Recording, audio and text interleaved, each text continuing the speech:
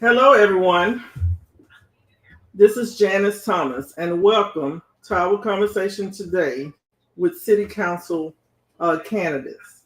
This conversation is about leadership, governance, and transparency, qualities that shape not just how our city runs, but also how communities thrive. As an education advocate, I see every decision at the city level, from safety and housing to workforce and infrastructure, as connected to how well our students and our families succeed.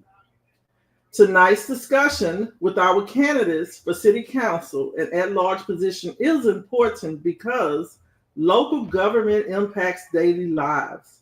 The services we depend on, the trust we build, and the opportunities we create for the next generation. By listening, asking questions, and seeking clarity, we work toward one shared goal: improving outcomes for our community. Thank you for joining us for this important conversation. And we'll call in now our candidates: Cris Wright,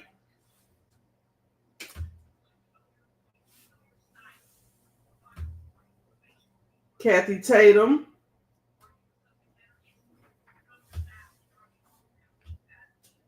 Adrian Thomas Rogers, Ethan Howell. Again, thank you all for joining us on tonight. At this time, I'm going to ask each of you to please introduce yourselves to the community. Why are you running for city council, and what inspired you to take this next step? The first person, come on.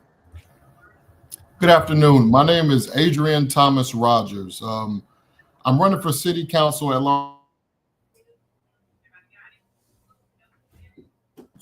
I've been a peace officer more than a day for the city, and I've seen personally the issues that we have in Houston and know the solutions. I advocate for individuals in the city of Houston, and I'm running to be that voice for individuals for the city of Houston. Thank you.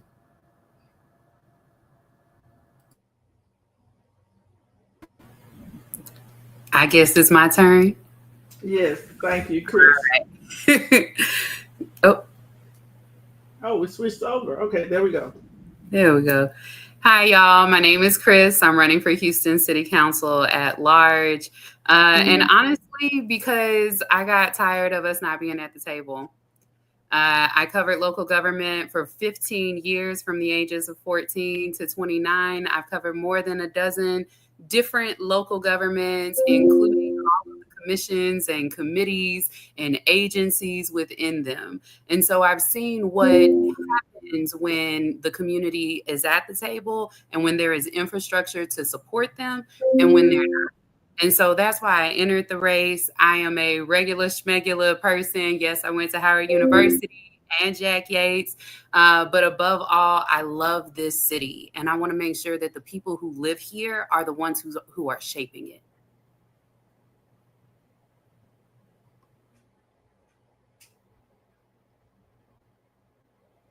Thank you. Miss Kathy?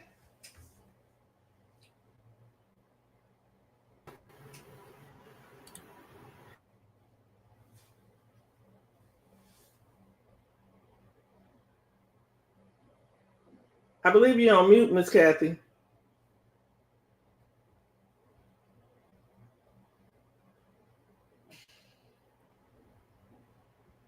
Can you hear me? Yes, ma'am. I can hear you now. I am Dr. Kathy Tatum, and I am not a person that is trying to get a seat because I want to do the work. I am boots on the ground. I am the founder of Collaborating Voices Foundation. I am also a real estate agent. I don't show houses, but I place people in houses that are in need.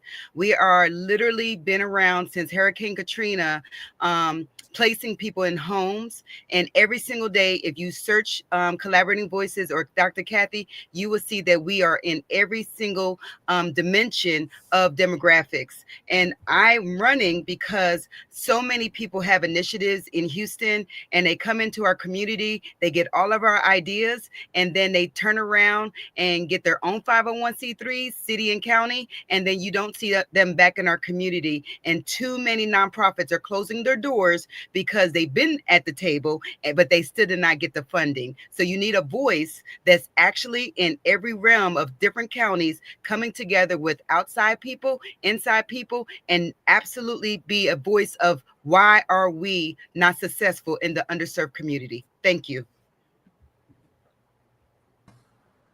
Hi, I'm Ethan Hale. I'm one of the people trying to oust Mayor Whitmire at this point. I feel like, so we're trying to do that through a recall election, essentially. Basically, we get 64,000 signatures. We can get the guy on the ballot, yes, no, do you want to remove him? Then moves to a special election. And I think the why I want to do that, I mean, I think our council and mayor, they're both prioritizing police spending at the expense of our essential services, healthcare, transit. Domestic violence is getting cut on the county level, which not exactly related, but I think the city's on the wrong and we have to course correct at this point. I think we need to start. So we feel like drainage is getting cut. We fired about, well, I guess laid off technically. We don't have the manpower to get things done. Trash isn't getting picked up. People aren't getting funded. Where people are being starved, and then HPD is turning around to over-police them. I think the whole East End is about a red line with the GRB expansion. I feel like there's just so much going on, and I feel like people just aren't stepping up, especially our council. I think I've been very disappointed in them. And I think we gotta get someone in there who actually cares. Okay. Well, thank you. Thank all of you for your responses. And so we're going to go ahead on and go into our questions at this time. In your view, what is the single most important responsibility of a city council member? And how would you carry it out in your first year? Is that for any of us? Okay, you can go ahead, Cris. That's fine. I raised my hand as tribute. So in my view, the number one responsibility is to represent the interests of the people, right? And there is technology to do that at this point. There are 15 systems that I found, including one here in Houston, that would make it easier for the public to know what's going on at City Hall, to understand it. And I think that that is part of the job of council, is to educate and make sure that those that are supposed to be involved and at the table understand how the process works and where they fit in and how they can affect it. I've done that in building systems for several entrepreneurs and nonprofits across the U.S., with putting in infrastructure, processes, procedures that are modern day solutions to very old problems. This isn't brand new. It isn't Houston isn't the only city that doesn't have residents at the table, but I have seen cities where they are absolutely at the table and they're the foundation of the decisions that are made. We can do that here. Okay, thank you. Ms. Kathy?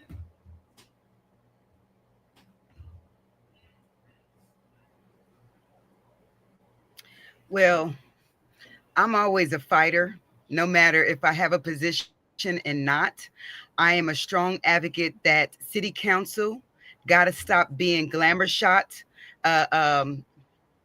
people. And when I say that, is coming into the community thinking that a proclamation is all that we want. If you're coming into the community and you're doing a town hall, it irritates me that the politicians do 99% of the talking. And then when it's a public forum, they give the mic to the community 2 minutes before the event's over, and then they pick a place that the time is up. For example, if we have to be out of there by 7, the politicians stop talking about 6:55, and then we got to rush to get out of there, and your chief of staff wants to give us a card to say what we need, and then tell us we need to come to a city hall meeting. That is wrong. You should be in the community. If you're going to use a church for disaster relief, you should be sitting down with that church and say, what do you need? Not the church done did the cots, did the disaster relief, and they don't have a roof. They don't have AC. They can't place nobody. So part of the city council is to be in the community, but you should be trying to raise those dollars. If I'm sitting there saying, our students don't have vans to get to their after school activity, you should be, as a city council, going, okay, I'm in the room with the oil company, I'm in the room with this, they have money, not pocketing the money and then look us in the face and say, I have no idea why we broke. No. So part of my job is to audit. Part of my job is to tell the public, guess what?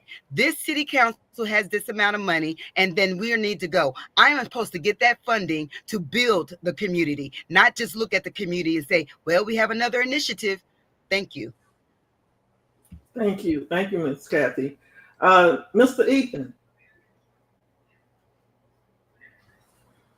Yeah, I mean, I think as far as what the council should be doing, they should be making sure people are taken care of. You know, they have health care, they have housing, they aren't going hungry, they aren't drowning in their neighborhoods.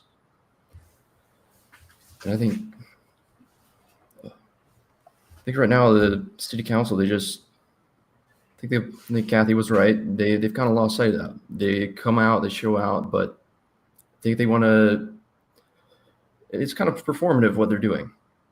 I think they give people the acceptance, but they don't. When it's time to give them like material benefits, you know, rebuilding their houses after the next big storm, which is, I mean, that's something I've worked on in the past. We pressured the mayor into giving about $50 million in like housing repair funds after a few other things after the budget. But I think our council, like at this point, I feel like we aren't going to negotiate with them to get this done. I think we kind of have to be disruptive. We have to we had to shame and harass these people for weeks to get them to budge. Just, you know, give people some disaster money. You know, after their lives get ripped up by whatever next hurricane hits us or whatever disaster. But I think we need to find the funding wherever we can. Okay, thank you. Mr. Adrian. Yes, ma'am. Thank you. I believe the most single responsibility of a city council member is to listen to the Houstonians' issues and to work to solve these issues. I believe we can listen to the Houstonians' issues by town hall meetings, using social media, radio and newspaper. And also, after we listen, we need to give updates to Houstonians and say, hey, this is what we're doing to solve these issues. Thank you. Okay. All right. So with that, Mr. Adrian, you kind of took me to our next question, which is, when residents look back a year from your term, what specific results should they be able to point to as proof of your effectiveness? So when residents look back, I believe actual proof. You know, if there was issues with garbage maintenance, was that solved? Was that resolved? If there was issues with burglary of motor vehicles around certain sporting events, was that solved? And were they able to tell city council or city hall their issues? And I believe that would be the proof. Okay. Well, thank you. Ms. Cris? Howdy ho. So for me, a year into mine, what success looks like is people at City Hall, to be honest. Folks feeling like they have been heard. There will be a full system in place. Ain't nothing but a word for us to put one into place. Like I said, there's one here in Houston. And to make it even clearer, as far as I'm concerned, if the residents don't feel like I'm doing the job, they can fire me. And so built into that system will be a feature to tell me whether or not I'm voting in the way that they feel generally that we should. And if 80% of them say, nah, you're not doing the job I want to do, then what am I there for? And so I would simply step aside, right? I wouldn't run for reelection. Now, because it's such a short term, y'all, it doesn't make sense to leave in the middle of it. But if you insist, right, And that's what government ruled by the people looks like. Okay, thank you. Ms. Kathy? Looking every day, the troubles that when I'm serving people, I have the opportunity to voice other nonprofits and businesses. So looking back in my term, I want you to see buildings. I don't want us to have another year that we're only using City Hall, the library, and multi-centers with all the red tape. You will see that decisions, like people don't understand. I recorded myself speaking from the Bethune system in Acres Home, and I begged everybody, including everybody that says it's a good idea to have this.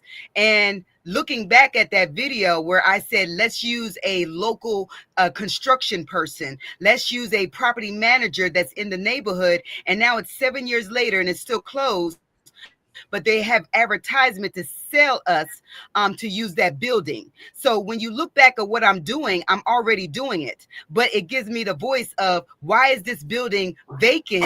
Why are we not having a local business in it? If we're talking about unhoused, why aren't we having it? So when you look back, I hope back is tomorrow, because I'm already building a resilience hub. It's 100,000 square feet. It has everything in there for veterans, domestic violence. I want to build more in each district and 3 counties. I want to build another food bank where everybody don't just go pick up 3 boxes, drive away in their car, but people who actually pick up the food and go into their community. I have an 18-wheeler that I already deliver food. So it would be more 18-wheelers. It would be more resilience hubs. And then all the nonprofits that sit there on everybody's initiatives, I hope they come off of those initiatives of Unhoused and Closed Coalition and say, Miss Kathy, can you visit my building? Because today we just closed grand openings on closed buildings, not us borrowing other people's buildings.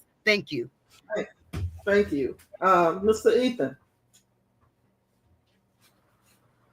I think as far as what people want to see, I think I want, people to feel like their quality of life has improved. They're able to actually get around. Right now we're having trouble. Buses aren't showing up on time. It's for working class people, the bus is your lifeline. Not everyone can afford a car. And I feel like right now they're kind of using our transit money to be traffic cops. And I think, it's small things like that we aren't able to do simple things, like our core services aren't functioning. And I think we need to make that reliable again. And I think right now we got no hurricane plan. And I think we want to be able to be responsive. If you actually need the government, there's a water leak, you don't have to wait for 311 to take a month or however long it's actually going to take to get things fixed. So, I think at some point we need to lift the hiring freeze here. We don't have the people to get things done. Okay. Thank you. We're going to go on to our next question. We know City Council, they oversee departments while working with the mayor's office. And so my question to you is, how would you make sure city departments are held accountable while still collaborating effectively with the mayor? And then can you give me one example of how you would balance accountability with teamwork? Miss Cris, they put you up, so let's go. Did you see my thinking face on? I did. So yes, it's your turn. This is a strong mayor form of government, right? And so the executive, the administrator truly is the mayor. And so what city council has to do is work with that mayor, have those conversations. We can put into place some comprehensive reviews. I have seen in other cities where every year annually there is, just like the rest of us, anyone who has ever worked a job, you get reviewed once a year. And so these department heads not only get reviewed internally, but that is created as a panel, as a community committee. There are public hearings where that review is presented, not, a la Mike Miles style, but in real life, they have a conversation about that. And so it's a fine line of respecting the mayor's position while also asking for him to respect your position as a representative of the public, right? I hope that answered it, but it's a little bit of a tricky question. Okay, thank you for sharing. Let's go ahead on with Mr. Ethan again. Oh, well, this is going to be a tricky one. Me and the mayor are not on good terms. He's not really speaking to me. I've ran into him at events, tried to start a conversation, but I think he's not eager to listen to people with opposing viewpoints, which I think it's going to be hard. I mean, I have protested him a number of times, to be fair, so it's but I mean, I think I got to keep reaching out, see if he will speak to me. So far, he hasn't. I mean, I've reached out at least once for a meeting, got turned down, and I mean, I think the mayor's he's an old-fashioned guy. I think you have to kind of be firm where your stance is, not just give up. No, don't compromise. I think you would be a bit uncompromising to get your way with him. So I think we have to consistently stand for what's right.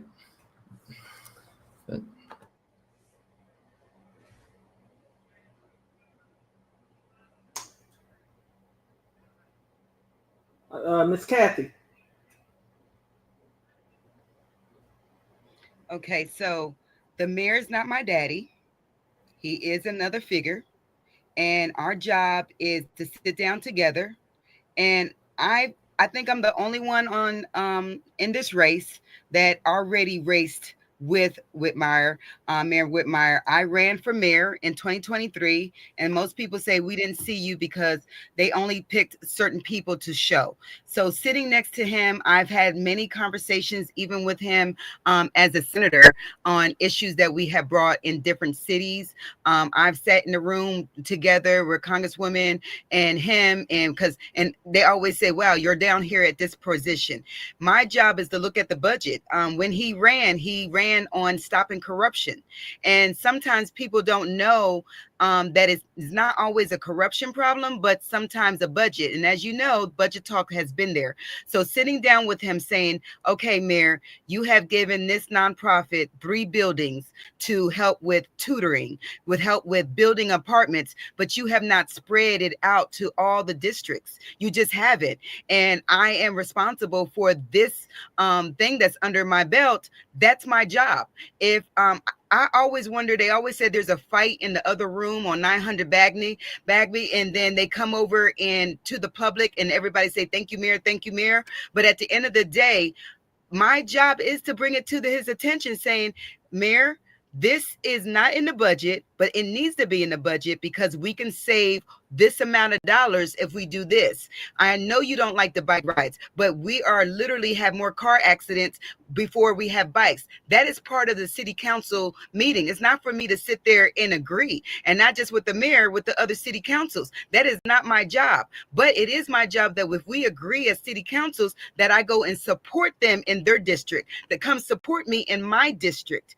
One thing that I saw Sheila Jackson Lee, even if it wasn't her district, she went over there to other people. Now that she's gone, where is all the people she supported in the other districts coming into making sure that we are okay? So that is part of being an advocate, but to actually bring that we need $4,000, we need $10,000, we need $10 million on that. Thank you. We got to go ahead on to Mr. Adrian at this time. In order to make sure city departments are held accountable, I believe there must be a quarterly performance check on each employee. I believe this can align goals with the mayor and the citizens of Houston. You can balance accountability by assigning and maintaining department job scopes. So making sure that fleet is not doing Houston Fire Department's job. You know, making sure that the library is not doing the emergency management's job. Just making sure that everybody knows the scope of their job is the best way for them to balance accountability with teamwork. All right, thank you. So we're going to move on to our next question at this time. And I'm going to start with Dr. Kathy. If elected, what is the very first issue you would tackle? Safety, housing, infrastructure, or something else? And why do you see that as the most urgent? When I get elected, they have passed, and they're so proud of their housing amount of money that they passed for the community for disaster relief. But what I've been emailing and texting our city council people is you can't just be proud of fighting for the money. You have to know where it's going. So I'm going to tackle billboards, showing the community what went in and what companies they went to. It is very important that we know that is that contractor a cousin or anything like that. It's not just about how much money you bring into housing, but where exactly is that? I am a reflection of Harvey that was told to do an SBA loan and the city of Houston is going to reimburse me. I yet to get reimbursed myself. So housing is not just about throwing up houses. I come from housing. I built multi-centers. So, and multi-families. Why are they side by side? What about the permitting and who is getting those contracts? It's very important to spread those contracts out to the community and show them right then and there. Don't just be proud of us fighting for the money, but where it's going. Thank you. Thank you. Okay, Miss Cris. Hey. So I would be tackling infrastructure first in two different meanings. The first, of course, is the streets. I'm trying to figure out why I'm driving over the same potholes I've been driving over. Like the fact that I have it memorized. I've lived in 14 different cities. I have returned to Houston. I still have in my memory, and it's accurate, the potholes on certain streets in this city, and I'm talking about throughout the city. It's ridiculous. So the potholes and figuring out how do we mitigate the flooding, because while Houston has always flooded, I mean, my family has flooded out more than enough cars. So Houston's always flooded, but it's never flooded this fast, so broadly. And there are some ideas as to why that is happening. I'm not that expert. I know what I know and I know what I don't know, but I know enough to know what I do know, which is that this is a problem, right? So consulting with the experts, this is Houston.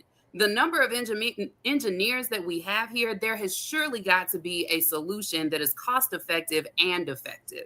And then the other infrastructure is building systems and processes that put the people back at the table, making sure that they're informed, making sure they stay informed while also being able to work their 9 to 5s, because people got stuff to do. Right. And so taking that limited amount of time and implementing systems where they can stay involved, and also making sure that they can get to city council. So there's a measure on the board on council right now for there to be city hall meetings or city council meetings in the communities. I think that's a great idea. I've seen it in other cities. Chicago works that way. So we can do the same here. People don't have to fight traffic to get downtown and figure out where to park. And yes, we need to be having city council, at least the public comment section, at night. I have absolutely never seen this tomfoolery where you have to go in the middle of your workday to talk to city council. All right, thank you. Next person, Adrian. I submitted some of my answer online. I'm sorry about that. But for public safety, I believe it's very important for Houstonians.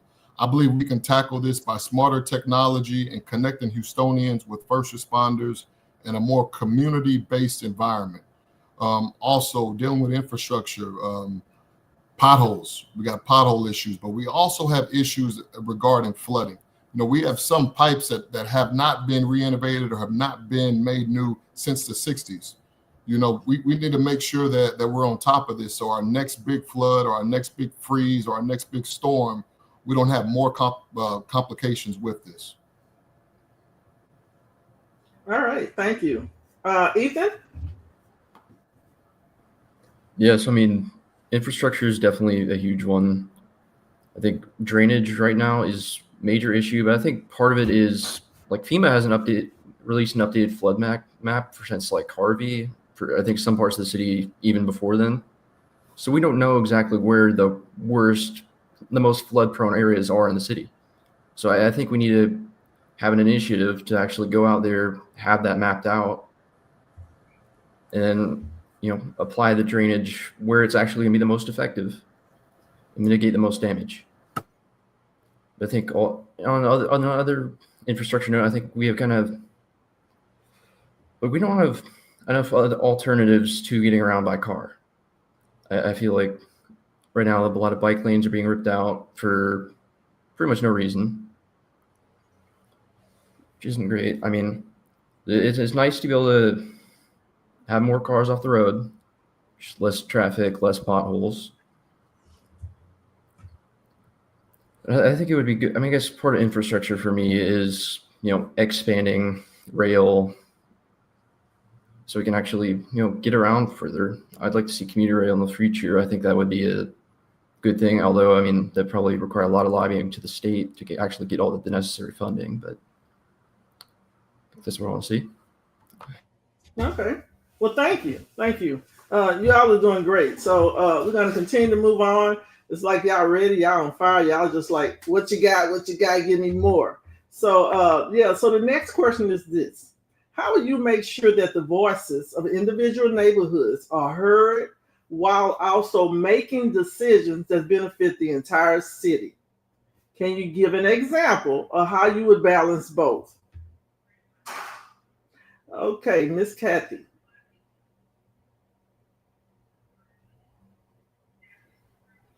Thank you so much. This is a loaded question, but at the same time, I feel like I'm always speaking up. Just like I sent in that thing saying y'all need to come into the community and do your town hall. And most of them said, no, I don't think that's a good idea. At the end of the day, doing disaster relief all across the United States, I know that having Resilience Hub for people to be able to come in and write down what is their actual problem down the street and then work on that problem. I already supply 911 with beds and police officers, and I already do ride-alongs for domestic violence with our officers.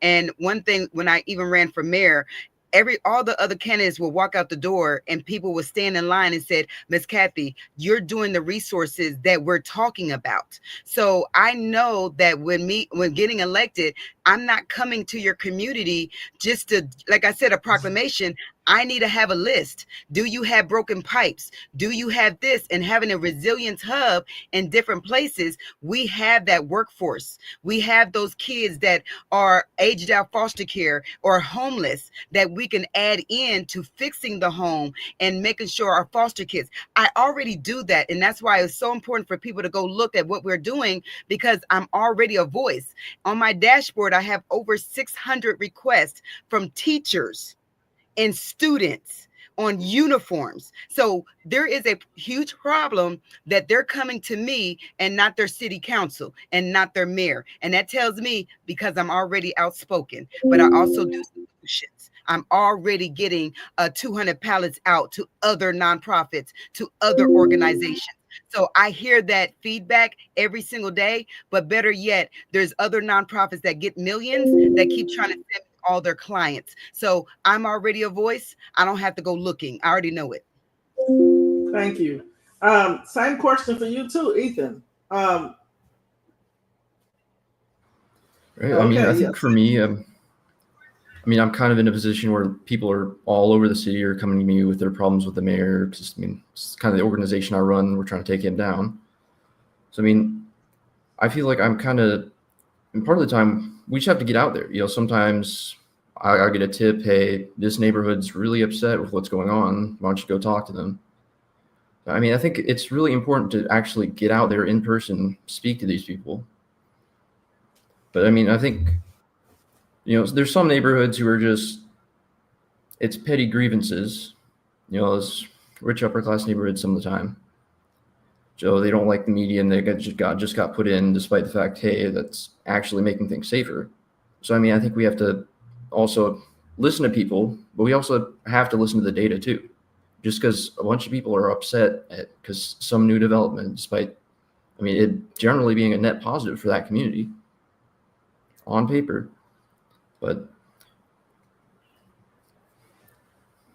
so, I mean, I think right now they're with the URB expansion, there's a lot of negotiations around there just to keep Polk Street open, which pretty much is going to cut off the whole East End for quite a while. I mean, some people want to stop the entire expansion entirely, but we can't really. I think the people in power don't want to do that. But I think the best we can do is get that concession some of the time. I mean, it'd be nice if we could stop it entirely, but I think that would take a very different council at this point. Okay, thank you. Adrian.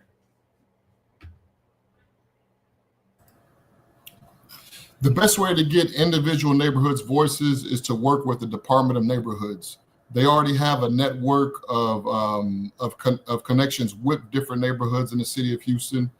We also need to attend, city council and other officials need to attend PIP meetings, PIP meetings, and also for the individuals that don't go to PIP meetings that aren't connected with the Department of Neighborhoods, we need to hold social media pages for different neighborhoods and to listen to their concerns. The best way to balance the issues is really to hear the concerns from what's the most pressing issue to what's an issue that can be solved within 6 months to a year to 2 years. Thank you. Thank you. Cris. Howdy ho, I'm back. Well, I'm almost back up. There I am. So my communications background comes in handy here, as well as being one of 7. I'm the oldest daughter in 7 siblings. We don't always agree, but I have always been the communicator in the family. There is a way to bridge that gap, right, between what everyone individually wants and what everyone collectively needs. And what it requires in order for everyone to get on the same page is communications. And it's the year our Lord 2025. And so there are systems out there for us to stay in constant communication and for it to not be heavy or cumbersome, right? And so making that the center is communications. I also already hold a series called Candid Cafes. A couple times a month, we get together and we have conversation, because I have found that most people learn better through dialogue, through having conversations like this, hearing. Now, being able to respond back, which, by the way, y'all, there is a chat. Y'all can chat over at the chat. And I'm assuming that at some point we may answer those questions. There is modern day technology to get us on the same page. And then there are conversations that we can have, but it can't be this lickety split things done in the background and then brought to light, because Ethan is right. This convention center situation where East End didn't know anything about it until the last minute because there was a public notice, and thank God there is a biking commuter in the East End, and he's just biking along and runs into this public notice and then starts asking questions. And then finally we have a super neighborhood alliance, because yes, there is, Adrian, there is the Department of Neighborhoods, but even more importantly, we have super neighborhoods that meet all across the city, and they are now starting to get together in an alliance. And so it would be great if that alliance could also be brought into City Hall. Thank you. Thank each of you for your answers. After the election is over, it's going to be important that we keep residents involved in decision making. And many of you have shared examples and stuff like that, such as, maybe townhouse or whatever. if even extending office hours. And even though the city, they don't feel like in the city, many of the services are not equal across the neighborhoods. How would you ensure that underserved communities receive the same attention and resources as every other part of the city? Ethan. Yeah, well, I mean, I think we have to, actually get out to those underserved communities, talk to people, see where the worst issues are. I mean, I feel like right now we're kind of, I think healthcare is one not being equitably distributed. I think they just want to, like right now they're wanting to build the Harris Health expansion, which is, the city owns the land, so it's on the city to give it up. But I mean, they're wanting to spend a huge amount of money on this hospital expansion at this point, which we're short on staff, is to make it short. But I think it'd be nice to see, get clinics all throughout the city to actually serve people. I think how we do that, I mean, we have the data on which neighborhoods are suffering the most as far as poverty, healthcare literacy, and it's just, I think it's a matter of pushing people to actually allocate those resources where they need to be. Okay. Thank you. Miss Kathy.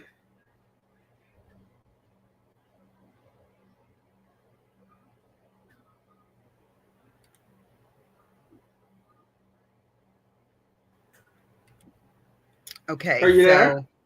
I'm Okay. here. I believe I answered this already, because no matter how much that we get around it, people need resources. I am the queen of resources. No matter what, people are going to inbox and see all the things I do and try to give me more work. And I know that feeling. And the thing about it is each city and each county, because I had never lived in a city that has cities inside cities and have their own work, as long as they have one cop, all of a sudden they're different. But then there's a disaster, everybody's together. It takes all of us. And when I say all of us, it's not one side of the aisle or not the other side. When I'm serving the community, I don't ask you if you're Democrat or Republican. I ask you if you're hungry. I try to do actual solutions. I'm personally tired of, it's time for advocates to say no more surveys. No more coming to our community with initiatives. No more data. I can see the same homeless person on the street on five times. I am trying to make Houston aware that we have to stand up for the same. Coalition get 300 million, and now they're crying that they don't get no funding in 2025 because of the new administration. But where is the actual hotel? We need resources, but at the same time, I am the resource. And I need to make and double 18 more people like me in each district, that we already have leaders and they're not being heard. They're already going to the town hall meeting. But if you leave the town hall meeting and I speak and you're inboxing me saying, Miss Kathy, I have 3 people that's being evicted. Well, we got some judges in some commissioner's court that already gave out $30 million outside consultants and not inside consultants. So it's our job to people like myself. If we do not hire or even vote somebody like me in, then don't complain that we don't have resources. If you want to vote for somebody because they already have it, we're in trouble. Thank you. Thank you. Cris.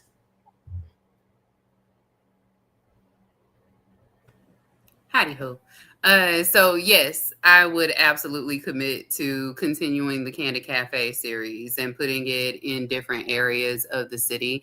And also, like I said, bringing the who is already talking. Our neighborhoods are already meeting. There are civic clubs upon civic clubs upon civic clubs. But I absolutely agree. If you're not listening to the people who are bringing that information back to you, then what's the use in them taking the time? Because it ain't easy to run any of these civic clubs or any of these super neighborhoods. There is fundraising that has to happen, agendas that have to be put together, committees that have to be formed. So let's respect them in what it is that they are doing, the work that they're doing, and make sure that when they are speaking out loud, that when they are speaking to city council, when they are speaking at city hall, that they have their voices should have a lot of weight. So that's how I continue that. Okay, thank you for sharing. Adrian. Yes, ma'am. We need to protect our vulnerable population. We know who they are. We know where they live. We need to get the information out there to them. I think trust is a big issue with our vulnerable population. I believe sometimes they just don't trust somebody in a suit. They don't trust anyone in a uniform. So we need to show them that they can trust us. So we need to get the information out there to them.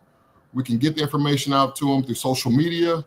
Even if we have to post on city posts, we need to do this. We need to let them know that we're here for them, and we're here to stand for the vulnerable population. Thank you for sharing. We're going to shift in and try to get through the last of what we're actually doing here. We're going to shift into education and the workforce, guys. We're going to shift some of those questions around that. So even though council don't govern schools, city policies impact our families and our students. What specific policy would you push to create a better learning environment outside the classroom, such as in housing, safety, and access to resources? First question, Ethan. Oh. Well, I mean, I think it would definitely be good to start funding more after-school programs. I think the way things are going, the economy's not heading in a great trajectory at this point. So I feel like people are, they're primed to be in a position where they would turn to crime because, their families are struggling to get by. I mean, I know when I was younger, I was definitely getting up to trouble. And I think if I had, something to keep me busy, I probably would have stayed out of it. But I think we can't do much as far as inside the classroom, but I think I would like to see the council taking more of an oversight position over AHISD. I mean, I know the very limited power there, but I think we have to be hearing those people out and just at least very bare minimum advocating against what's going on. Okay, thank you. Adrian. Yes, ma'am. I believe the best thing for us to do is to really to showcase our juveniles. I do believe city council can have a role in this. We have juveniles throughout the city of Houston that they have a lot of idle time. And what I've noticed as a peace officer, when I've gone to someone's house and they're saying, "Hey, my daughter's missing. Hey, my son's missing," the first question I ask is, "Hey, who do they hang out with? Hey, do they play any sports? Hey, do they work? Hey, are they involved in the band?" And most of the time that answer is always no, no, no, no. So what I realize is that I realize the city council can push these juveniles to who's ever the best debater. Let's have City of Houston establishments let these children perform.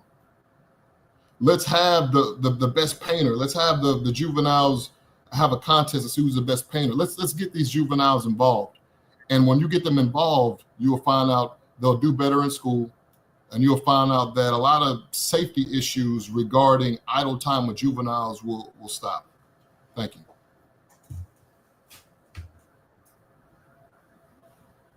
Thank you. Cris? So I actually wrote myself some notes on this one because there's a ton that the city could do. Quality of life falls under city council. It falls under the city. And some of it already exists, or at least pieces of it do, right? I'll never say that nothing, everything that the city is doing is wrong, because there are some wonderful silver linings. If you've not been to the Houston Library in a while, ooh, buddy, it is not the library system that I remember when I was younger, but it's also emptier than I remember when I was younger. There is so much that is available through the library system, and there's also more programming that we can implement there. They're supporting micro businesses because not every business wants to make $1 million. Some of them are just simply trying to make a living. And so there's some workforce development that can be done there education-wise when we're looking at a population that is graduating without the skills for a traditional job. Not everyone's made for that, but everyone can figure out how to make their own income. Of course, we're talking about housing, making sure that not only is it affordable, but it's also safe. You know, because if you were fighting rats the night before, then 9 times out of 10, you're not going to be able to focus when you get to school the next morning. And then the last one is supporting our existing nonprofits. We have tons of nonprofits doing fantastic work. They can assist with those additional resources, but not if we're giving all of our attention to the nonprofits that are already making bank every year. If you look at their 990s, the ones that have legacy donors already, they may not necessarily need as much support. I'm not going to say they don't, because we all need support, right? But I guarantee you that there are nonprofits that I work with that are doing fantastic work, and they are constantly trying to figure out, how do I get the resources in order to do the work that I know is impacting my community? Okay, thank you. You hit on so much, and one of the things is, like, outside of schools, many of our students rely on parks and libraries and even after school programs. And so my question would be to each of you, what would you do to strengthen these spaces so that it's safe and supportive for our young students, young people? Adrian? As far as that, I would extend the hours of the libraries to later times during school months. Okay. During August to May, I would extend the hours. As far as safety, make sure this is one of our vulnerable population. Our children, our juveniles. As far as safety, make sure everything, as far as lights, 911 communicator, everything's in the parking lot. Lights are in the parking lot, well lit. I don't believe in throwing first responders out there, but we could possibly hire security guards there. Make sure that it's staffed. We're here for that. Thank you. Thank you, Mr. Ethan. I mean, I think these places definitely. I think for one, they need more funding, but I think that we need to seek out people that are more. I mean, I think part of that's staffing at this point. We don't have. I think it would be good to kind of have some social workers in there, be able to kind of guide people on the right track. I mean, it's hard to say. I mean, there's a lot we can do. I mean, I think as far as safety, I think we just have to have enough responsible adults in ratio to the children out there. But again, that's kind of more. I mean, I think in general, I would say staffing and funding are the biggest things we need to be focusing on. Okay, thank you. Kathy? Okay, so I'm very sensitive to schools because one thing we have not discussed is sometimes our why. And I was a bruised child. I was shot and stabbed and a lot of broken bones. And the reason why I say that is these kids sometimes can choose crime because that is the environment that they're in. And for example, my husband just walked through the door because he just picked up, because these kids want to go to sports, he has to go pick them up. Not just my kid. In the morning, we live on a street that don't have sidewalks. And some of these kids, if it's raining or they can't pool, all these nonprofits that say they have youth departments or they're crime prevention and they are the messenger, I tell them all the time, where are you on the after school? On my dashboard, we have one school that they need 32 violins. And it's now how many weeks? 7 weeks in school, and the kids are getting F's because they don't have no violins. There's so much to do. There's kids that we found under the bridge because they're aged out foster care, but because they turned 18, they're still in high school. When you're not actually boots on the ground, we should be talking about that. We should be talking about uplifting the tutoring that's after school. If you don't know, the cell phone bill actually hurts some of the AP classes. Some of these kids are doing dual education and everything has been dropped because they can't be on their iPads or their cell phone.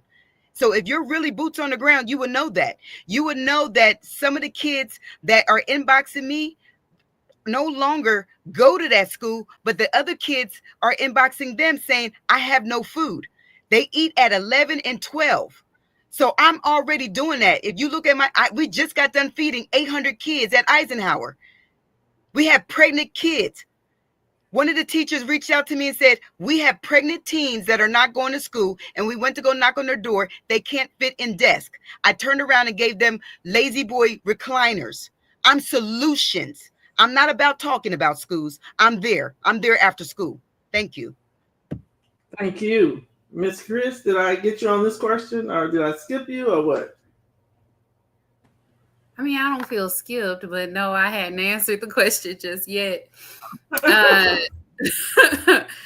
So to strengthen our spaces, again, it's about supporting the folks who are already doing the work. I think I would feel pressured to come up with a unique solution if so many unique solutions didn't already exist for this. There are organizations that work with our libraries. Now, of course, with parks, it depends on, again, this is where we talk about that equitable across the city. There are certain parks you can go to at certain times, and there are other parks that maybe you might want to wait, So, making sure that there is policing and security equitably across the board, no more and no less than is necessary. But there's an organization in Houston called We Got Us. And I truly believe that as a community, and I mean across the city, we are a community of communities. That's why everybody loves to come here. We are the biggest small city you will ever meet. And when you have communities like that, that means that we can take care of each other if we're given the support and the capabilities to do so. Thank you. I really appreciate y'all answers. This is my area. This is where I love. I really care about our youth and young adults just thriving and everything. And you're right. We do have people out here that's actually doing the work in the work. And Dr. Kathy, I see you out here, so I know you are out here doing the work. And I really appreciate you all and what you're saying, because this is something that is good to hear, that people are actually working together, collaborating, looking for solutions to try to help. With Proposition 1 on the 2025 ballot, creating a fund for technical colleges and a workforce training, how would you connect young people directly to these opportunities, especially those who may not have traditional pathways? Let me call on Mr. Adrian.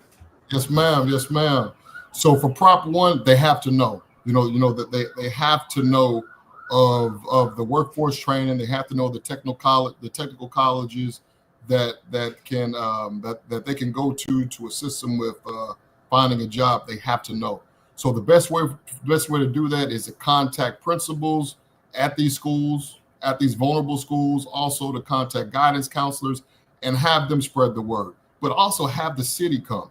We can host, the city of Houston can host things at public school, charter schools, and private schools just to show them the information. If they don't have a vision, they won't know. So we need to give them that vision. We need to show them exactly what we can do. Thank you. Thank you. Ms. Cris. That's me. So when it comes to workforce development, especially like you mentioned, there are people who don't really want to go the traditional route. That's not for them, and we can't act like it is. but there are micro businesses. Those micro businesses are the ones that are making under $150,000 a year. They're actually the ones who are, running our city, that are the backbone of our city. When we're talking about when we need to go and have something catered, that's a micro business 9 times out of 10. When we need to go and get our hair done, when we, our stylish, our lashes, our nails, a lot of these folks are making their own income. And so as a workforce development, it's a workforce development strategy if we dial into that. And it would be smart for the city of Houston too, because they say that and we are already seeing it, by 2035, most people will be making their money from gigs from several different places. And it's important that we start to set a groundwork. We start to level that playing field and show folks how they can make their own income, how to manage that, how to make it realistic. That's workforce development. If you get outside of, you got to go to college, and then you want to talk about trade schools and all of that. And we have technical colleges right here in the city, some of the best in the nation, that we can collaborate with as a city. All right, thank you. I'm going to go because we're really getting close to our time. But Ms. Kathy, would you like an opportunity to answer that question?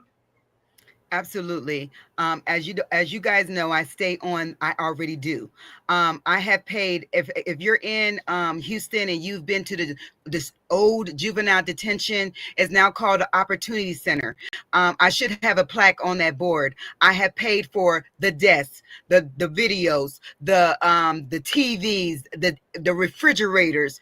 I have invested over $2 million on making sure people are in class with our juveniles, with our teachers, and also we literally have paid for boots, shoes, belts, tools. I went back to school to show 15. Long Star was about to lose their grant this past summer over EV and electrical. I went and told everybody, let's join. I now have a certificate to show people, yes, I have a doctorate, but I was in the class of Long Star to show people we learned electrical, residential, because we are not going to stop with just doing disaster relief. I have put my money up. I am literally picking up people that cannot, students that want to do technical, want to go to HCC, want to go to Long Star because they're foster kids. They cannot have the workforce and have to go to a 4-year college on their foster care. So I have done it, y'all. I am literally have given away 15,000 work boots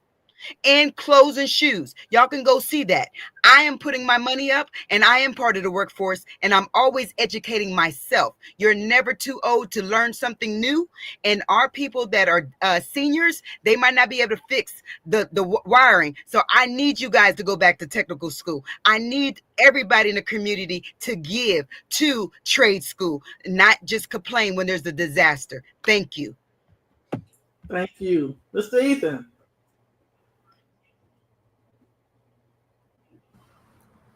Yeah, I mean, I think I agree that we have to get in the high schools. We have to get in the high schools. I think that's the biggest place we're going to find success. I think right now, like with college, I feel like a lot of people. I think a lot of people are not. I think a lot of people feel like it's just not worth the investment. Which, I mean, I personally disagree with. I mean, I think it does kind of depend on degree, but I think people need those alternatives because not everyone wants a desk job. I think some people, they want to get their hands dirty. And I think we have to be there and interact with these people. Have people out there, set up a table, whatever they got to do. But I think that's our best shot.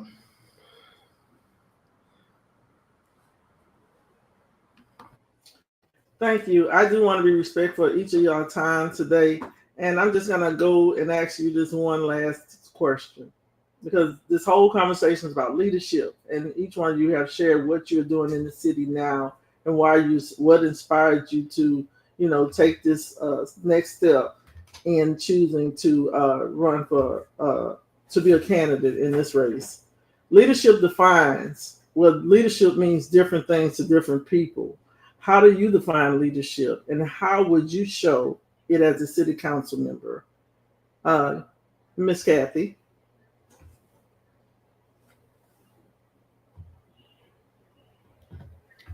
Okay, so I feel like if anybody, like all of us, thank you for running.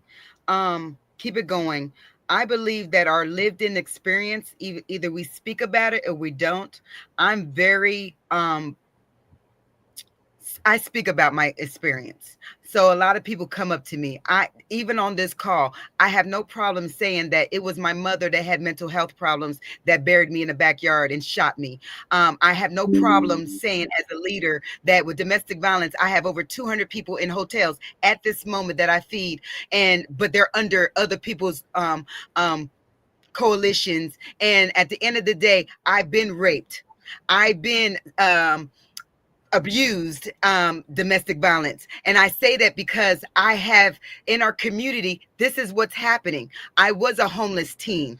I have the experience of lived in experience that's not hiding behind that curtain to say, I know what we need because I was that person. I was that person that had health problems, that been on my deathbed so many times, that dealt with cancer and dealt with being paralyzed for 2 years in a wheelchair. So when we doing the resources, I know that. And a leader needs to understand whatever that you ran into, that nobody helped you, and how you felt like going to agency after agency after agency just to pay a light bill, and you had that feeling that they didn't care, then you should be that leader to fight for their housing, to fight for their Section 8, the fight for that apartment complex is a slumlord, but he's getting another contract with the city of Houston to do something in River Oaks.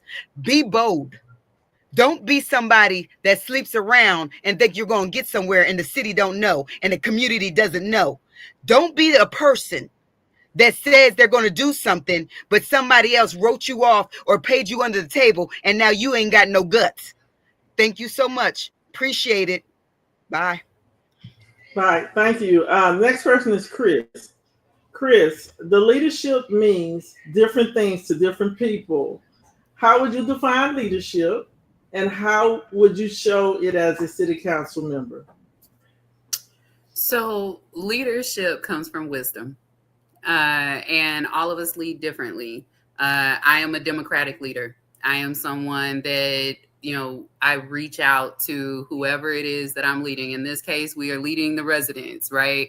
And so reaching out and coming up with solutions together. I truly believe we're together. We are better together. Houston has a ton of really smart people. It would be super arrogant of me to decide that I can make all of those decisions. That's not the type of leader I am. I'm going to put it to a vote. I'm going to have those conversations. And once we are up and running, I'm absolutely someone who will take a back seat unless I am needed, right? And so that's the way that I would lead it, is democratically. I mean, I thought we lived in a democracy anyway. So that's really the best answer, I think. All right, thank you. Mr. Adrian. Yes, ma'am. I believe leadership is a process of influencing and inspiring others. I believe to be an effective leader, you must care for everybody, you must speak to everybody, and you must have creative ways to problem solve. Thank you. And Ethan? I think leadership for me, I think it means being there all the time. I mean, it doesn't matter if it's politically inconvenient or if it might, it might backfire on you. I think you have to listen to people. You have to actually be out in these communities, work with them, not behind a desk. Go into their neighborhood. Get on the front lines, see what's going on. And I think you have to take what you see out there and find a solution. And I think that's it. All right. Thank you. Thank you to the candidates, and thank you to everyone who joined our conversation. What we have heard tonight reminds us that leadership and governing is not just titles, guys. They are responsibilities to serve with transparency and accountability. For me, as an education advocate, every choice made at City Hall connects to the well-being of our families and our students and opportunities that they would have in the future. So this dialogue matters It helped us look beyond the politics and look into real questions. And are we improving outcomes for the people that we serve in our leadership? So I encourage everyone to stay informed, to, stay engaged, and remember that your voice shapes the future of this community. Together, and I'm going to say it again, together, we can build a city where every resident and every student has the chance to, do better and have different opportunities. So again, I thank you guys for your time and your willingness to be a part of this conversation to answer these questions. Again, you all was ready. Y'all was like, bring it on, because we're doing the work. We've been doing the work. And I really, really appreciate you so much for the things that you are doing. And I encourage you all to continue to do it, because the work is there and it's needed, and we need people like this. So thank you. Thank you. Thank you for having us.